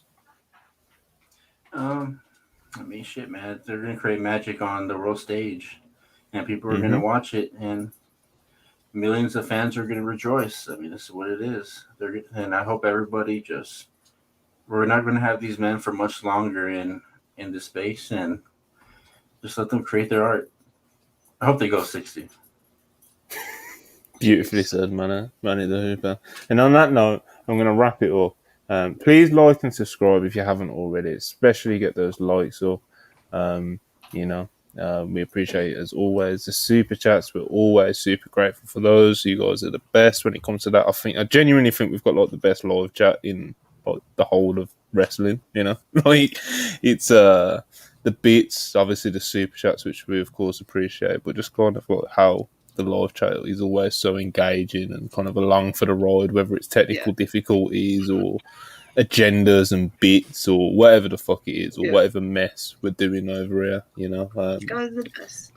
Yeah, we have a really, really great viewership base, or whatever you want to call it. But yeah, shout out to you guys. Shout out to everyone that's been with us watching. Tomorrow we'll be back with Unpurist. Did Tony do the 6:30 Rampage again, or is it normal time? It's just Saturday specials. Yeah. Okay, so Unpurist back in its normal time slot, 6 p.m. Eastern, 11 p.m. UK time. Make sure you tapped in for that if you're a big fan of those guys. I know a lot of you guys are. Big AO, Rob, and Chris. Joe's weekly match reviews are on the site.